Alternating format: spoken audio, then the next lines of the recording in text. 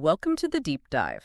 Great to be here. Today we're looking at some really thought-provoking ideas from a piece called Seeing Clearly, Navigating Interpersonal Ambiguity. Yeah, it's an interesting one. And our mission really is just to dive into this material, unpack what it's saying about, achieving clarity and how we relate to people. Definitely.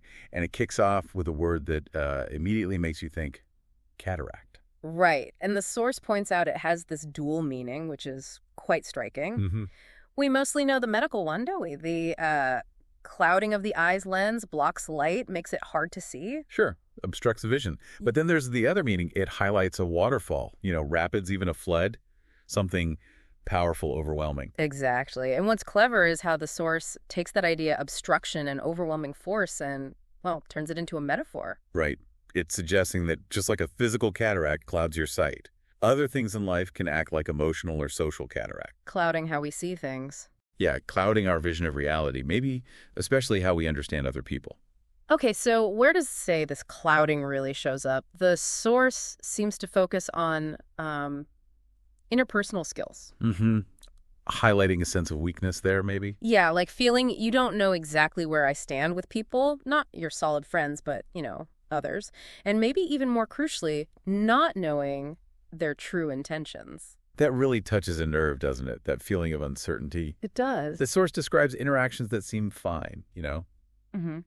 pleasant enough, maybe joking around a bit. But underneath. Yeah, underneath there's this ambiguity. You get signals, but they're just not clear. They're fuzzy. And the source really dives into the tension that creates, right? Totally. Yeah. On one hand, there's this deep wish for clearer signs, just wanting to know where you stand without maybe having to ask directly. Yeah, without making a whole thing of it. Exactly.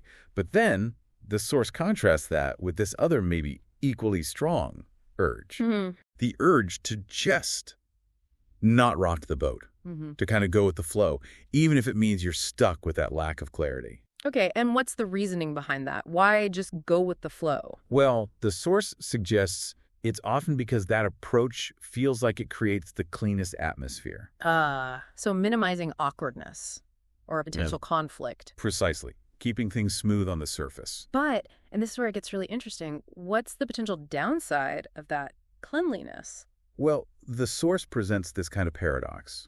It says by prioritizing that smooth, low-tension vibe, one feels free to be my truest self around them. Wait, so you feel most yourself when you're not getting the clarity you want because you're avoiding asking for it?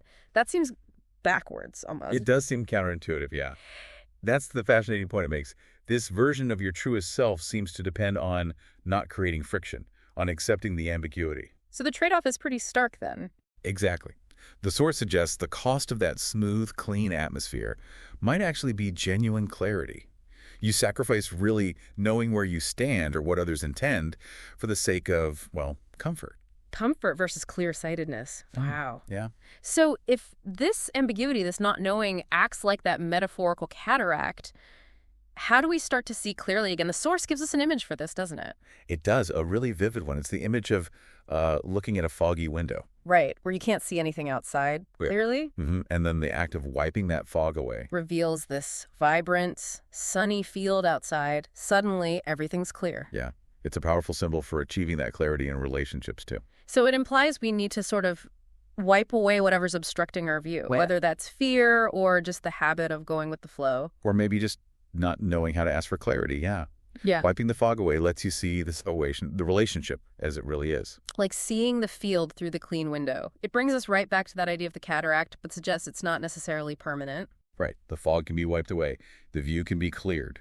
And so the source leaves us, and you listening, with a final question to think about. A really good one to reflect on. What in your life might be clouding your vision, and how could you maybe start wiping that window clean to see more clearly?